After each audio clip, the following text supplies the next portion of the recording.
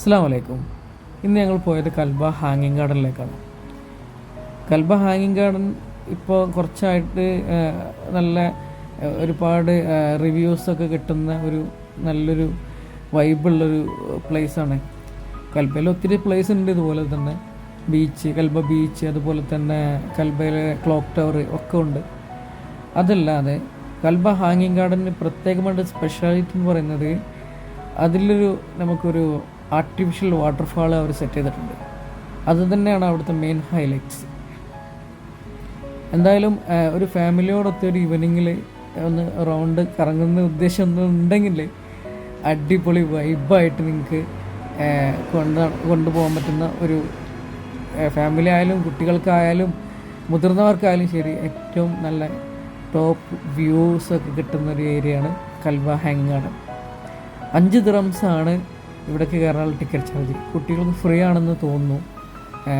ഞങ്ങൾ പോയപ്പോൾ ഞങ്ങളെ ഒപ്പം കുട്ടികളൊന്നും ഇല്ലാത്തതുകൊണ്ട് ഞങ്ങളതിനെക്കുറിച്ച് ചോദിക്കാൻ വിട്ടുപോയി. ഓക്കെ, കുട്ടികൾക്ക് ഫ്രീ ആണ് ഐ തിങ്ക്.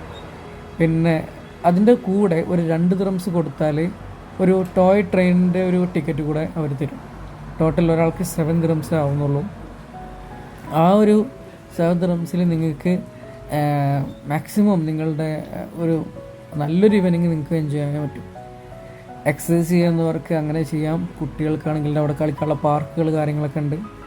ഒപ്പം നല്ല ഏറ്റവും ടോപ്പ് ക്വാളിറ്റി വ്യൂ ആയിട്ട് നിങ്ങൾക്കൊരു വാട്ടർഫാളിൻ്റെ താഴെ നിന്ന് ഒരു ഫോട്ടോസ് വീഡിയോസ് ഒക്കെ എടുക്കാൻ പറ്റുന്ന നല്ല സൗകര്യമുണ്ട്.